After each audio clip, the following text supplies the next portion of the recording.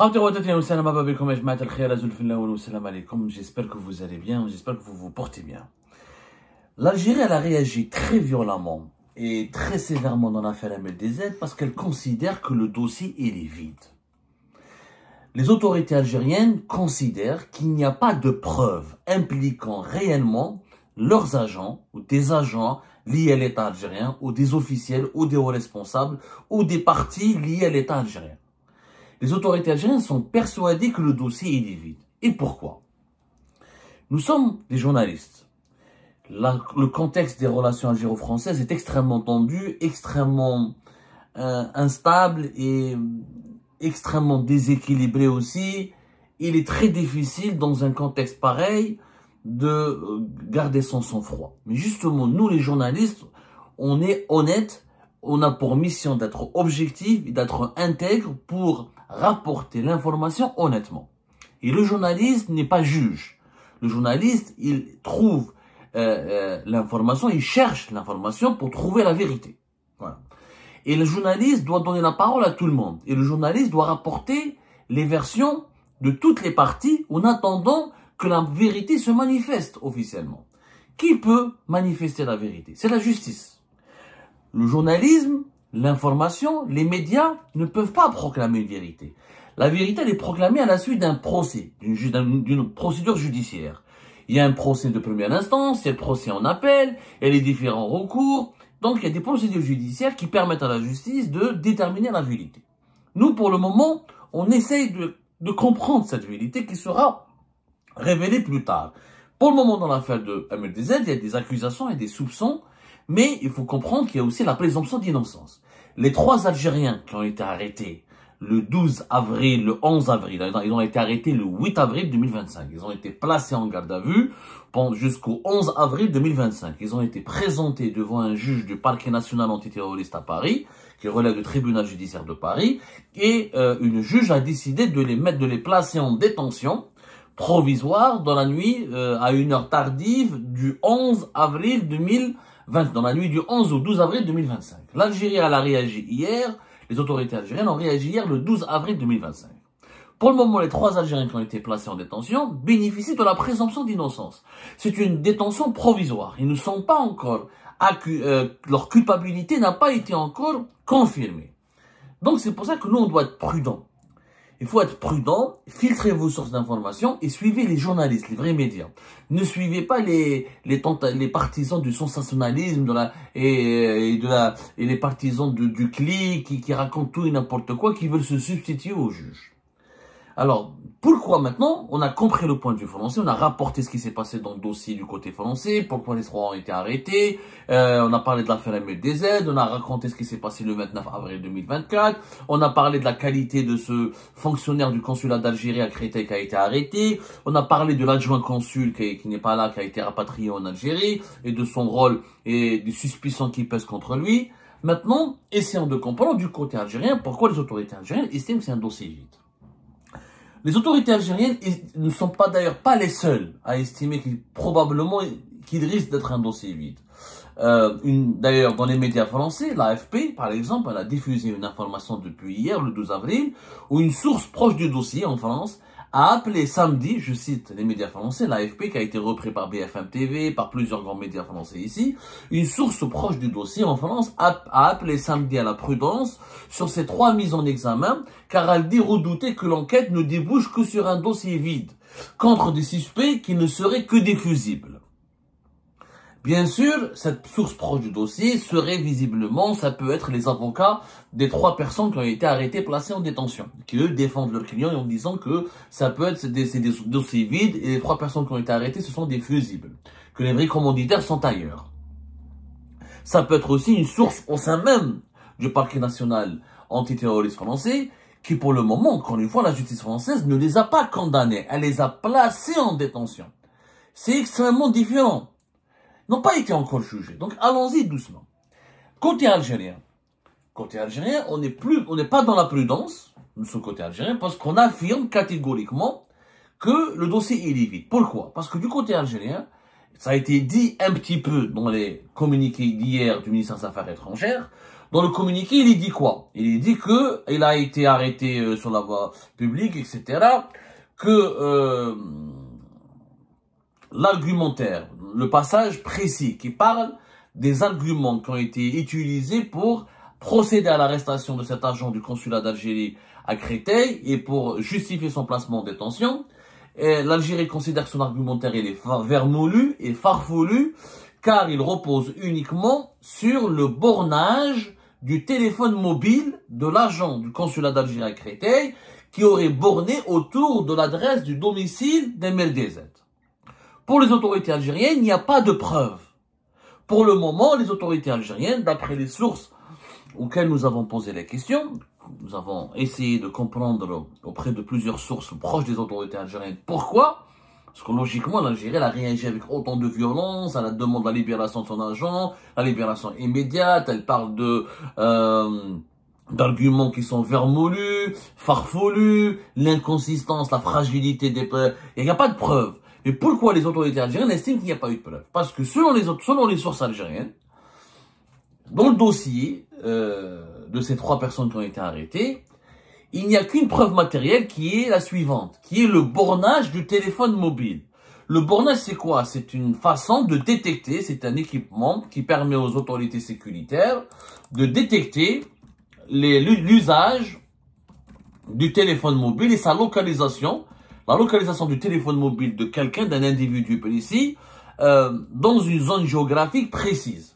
En réalité, le bornage il permet d'obtenir des indications sur les stations fixes auxquelles un téléphone s'est raccordé à un moment donné. Quand on a un téléphone, un smartphone, on a un smartphone dans sa poche, on se promène avec son téléphone. Si on veut localiser une personne, comment on fait? On utilise le bornage. C'est-à-dire, en localisant le téléphone, on arrive à localiser la personne, puisque le téléphone est sur la personne. Donc, au moment où la personne, si on veut savoir où est-ce qu'elle se trouve réellement, il suffit juste d'utiliser le bornage de son mobile. Le téléphone mobile permet d'offrir aux services de sécurité les mouvements et les déplacements précis des personnes qui sont sous enquête. Je connais très bien ce procédé parce que moi-même, dans mon affaire, quand j'ai été agressé et menacé de mort le 15 août 2023, mon agresseur a été arrêté, a été détecté, il a été repéré, identifié grâce au bornage téléphonique. Il a été énormément utilisé par la police judiciaire française dans mon affaire. Donc je connais ce procédé, j'ai eu dans mon affaire, je sais très bien comment les autorités françaises le font. Et c'est un procédé extrêmement efficace, puisque aujourd'hui, les communications ne sont pas uniquement téléphoniques. Mettre sur écoute quelqu'un ne sert pas à grand chose, puisqu'aujourd'hui les gens communiquent beaucoup par les messageries cryptées, les signaux, les WhatsApp, les Telegram, et ça, on peut pas les percer ces communications par un simple système d'écoute téléphonique classique.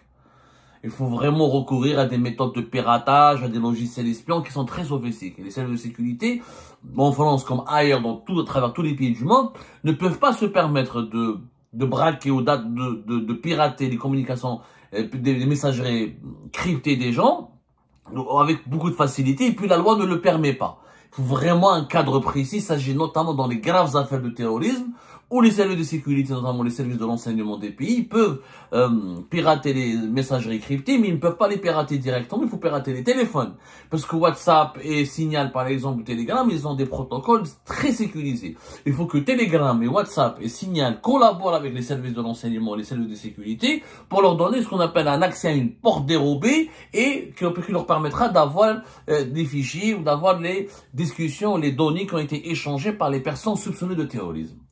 Quand il ne s'agit pas d'un crime terroriste grave ou d'un groupe armé ou d'une mouvance, d'un mouvement terroriste extrêmement dangereux, les services de sécurité recourent au bornage téléphonique. On a une personne, on soupçonne cette personne d'avoir commis un crime. Comment faire pour détecter, pour enquêter sur ses mouvements? On utilise le bornage de son téléphone. Où son téléphone était, où est-ce que son téléphone circulait? Dans quelle zone géographique? Quelles sont les indications et sa localisation? On localise une personne et on détermine les mouvements d'une personne à travers le bornage téléphonique. C'est ce qui a été fait par les services de sécurité français pour enquêter sur les 3 personnes qui ont été inculpées dans l'affaire ou dans le scandale MLDZ. Où est-ce qu'il a été borné le téléphone? Selon les autorités algériennes, selon les sources les plus proches des autorités algériennes, aucune preuve n'a été trouvée, à l'exception d'une réunion, d'un regroupement qui a de ces trois personnes, à savoir 7 agents du consulat d'Algérie à Créteil, des autres personnes qui seraient des franco-algériens. Là, le deuxième est franco-algérien à 100%, on le sait, ça a été prouvé. La troisième personne, on n'est pas sûr s'il est franco-algérien ou s'il est uniquement algérien. Mais c'est un Algérien qui vit en France. Potentiellement un franco-algérien. Donc là, les trois personnes se connaissent. Et la veille du kidnapping de MRDZ, que MRDZ a été kidnappé le 29 avril 2024, la veille, les trois personnes étaient réunies tous ensemble, grâce au bornage téléphonique. Les services de sécurité français ont pu déterminer qu'ils étaient, leur localisation, ils ont été localisés tous ensemble dans un endroit qui est situé à 700 mètres et quelques du domicile d'MRDZ.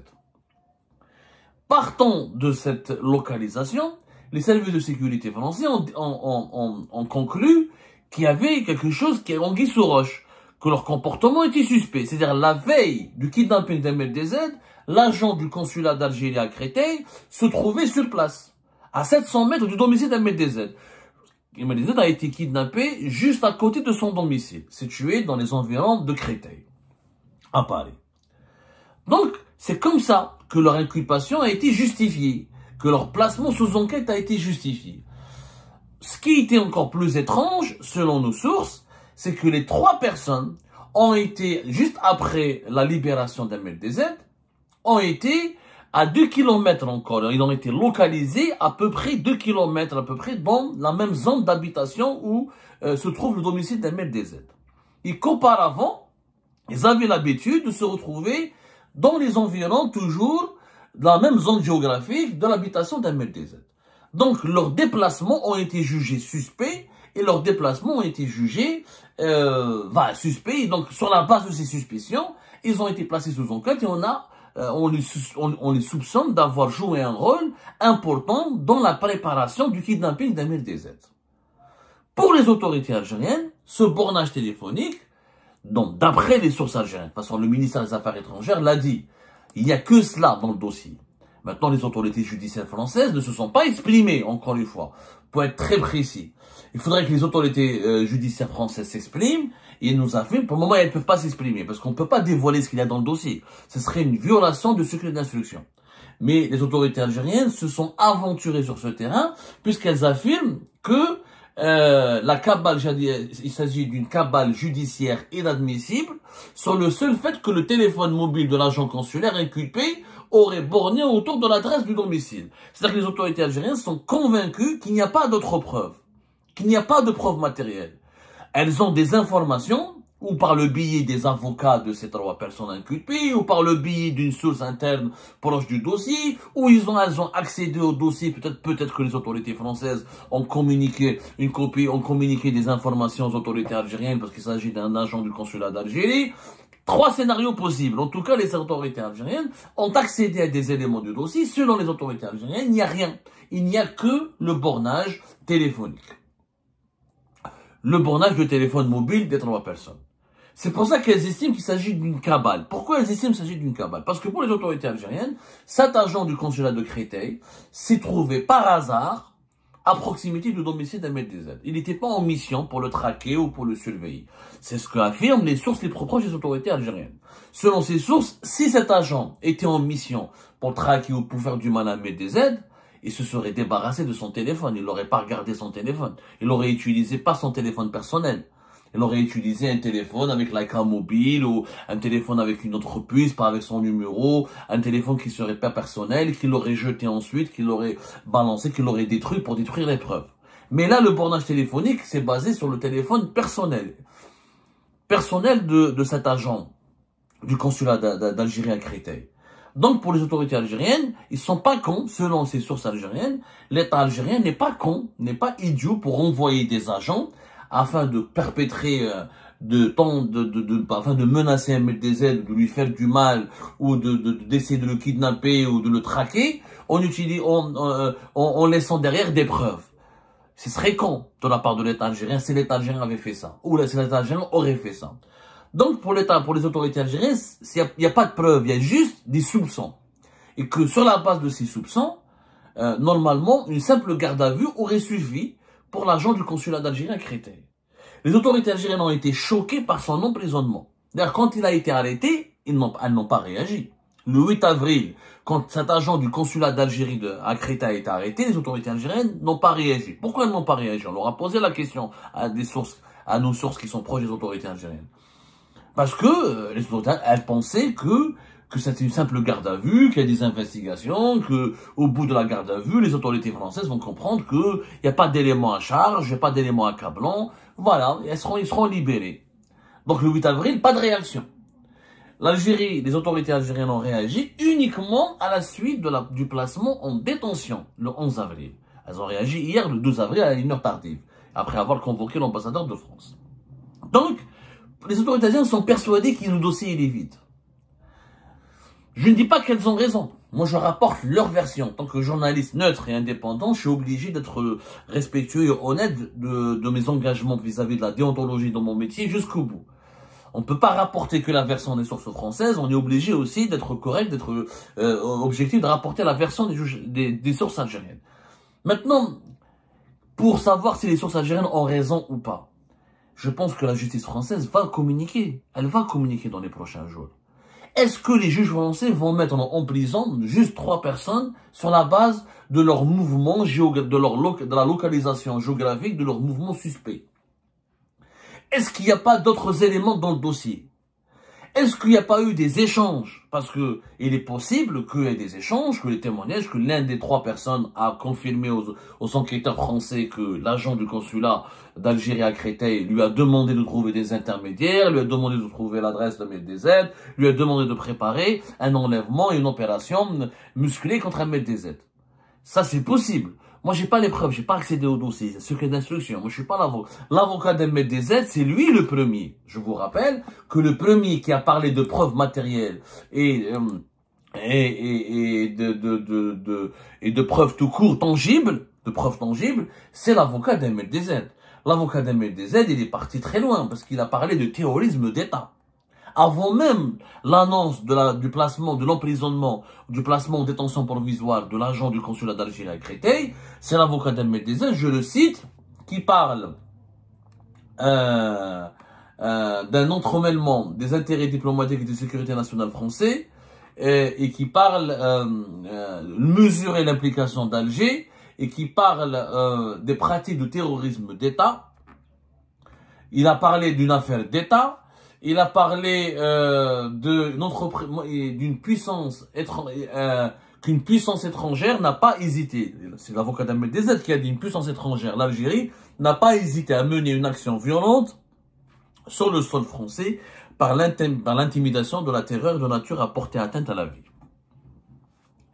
Le premier, jusqu'à maintenant, le seul qui accuse de façon aussi forte, public et assumé l'État algérien, c'est l'avocat d'MDZ qui s'appelle Maître Éric Plouvier. Les avocats des personnes concernées, impliquées, emprisonnées n'ont pas parlé, elles n'ont pas souhaité s'exprimer.